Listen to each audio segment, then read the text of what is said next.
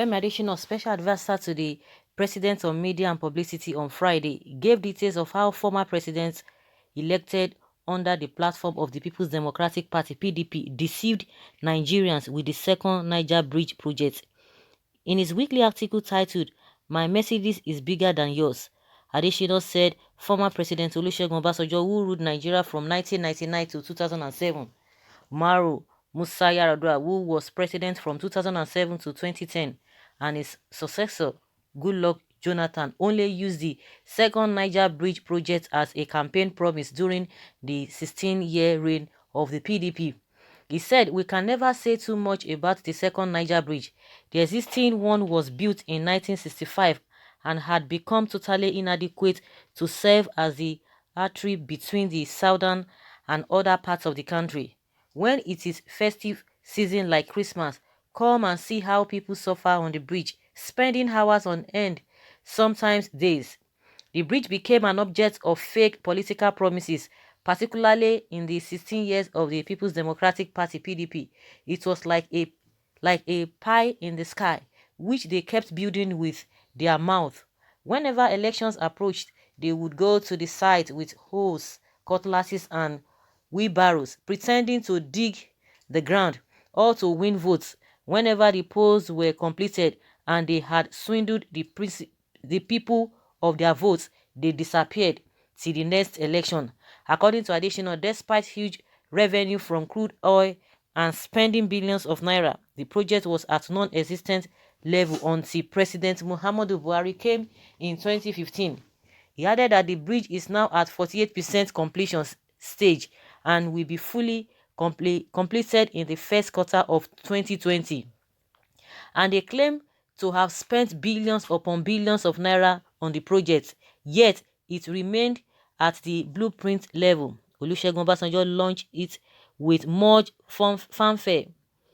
That was where it ended. Umaru Yar'Adua did not seem to touch it. Maybe he did, maybe he didn't. Goodluck Jonathan said his middle name was Ebele, making him an indigene of the southeast, where the bridge was situated. He said what would he say? He said what would he say he did not if he did not do this for his people, if he couldn't bridge the bridge. He spent 6 years in office and all he left were the obsequious hoes, cutlasses, and wheelbarrows. Enter Muhammadu Buhari without fanfare, without flourish. He set to work. The Presidential Infrastructure Development Fund was set up in 2018 to fast-track completion of critical infrastructure projects, and at the last count, the second Niger Bridge was 48% completed, with the site firmly set on the first quarter of 2022 as completion time. The things we couldn't accomplish when we were swimming in petrodollars, we are now daring and making steady progress on at a season of scarcity. That is what you get when the captain of a ship has only come to serve, not to feather his own nest.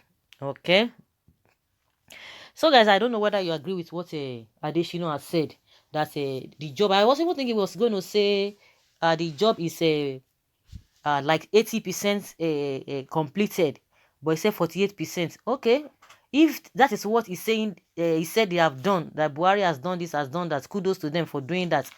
But what in my opinion is that whether PDP, whether APC, they've all failed us woefully. You cannot take one thing from somebody's and then you take it, you collect it back from with another hand. You take it, you collect it with one hand, and okay, you give it with one hand and you collect it back again with another hand. There's no job done. We talk about insecurity, we talk about the poverty level, we talk about wastefulness, we talk about change, we talk about corruption, we talk about nepotism, we talk about how the country is being divided.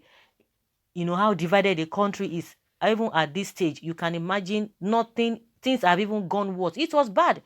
Like I always say, nobody is going to sit down here and say, oh yes, Goodluck Jonathan or PDP time was good. It was bad. But what they have come to do is even worse. Now the question is that, and I've always said it, there is no government that will not involve or will not get involved in one project or the other. But in the scale of 1 to 10, how do we rate them?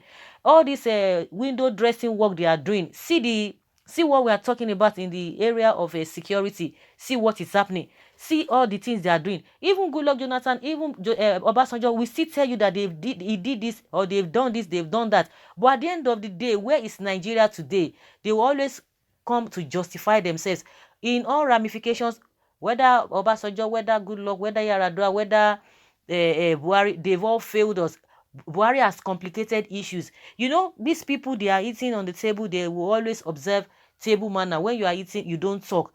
All these projects is nothing, because at this stage, with all the promises they made to us, there's no difference between the PDP and APC. So he can come here and tell us what is not. Let those who worked under Buhari, those who worked under Jonathan, they will still come and tell you one or two things. But at the end of the day, where are we today? Have we moved forward? We take one step forward and many steps backward. Are we progressing? We are not progressing. We are always retrogressing. That is what has been happening. You know, these people can talk for all we care. See the situation in this country. At some point in time, the ones that have served, they will tell you, oh yes, they succeeded in this, there were development in this area, there were development in that area. Goodluck Jonathan will come and still tell you that oh, we built schools for Amajiri, this and that. But what is the state of the Amajiri school today? It's nothing to write home about. So we know how all of this, how they play out. Though that is my opinion, let's hear what Nigerians are saying. And everyone is entitled to use our opinion. You know what you are going through as a person. No need for anybody to tell you what is not.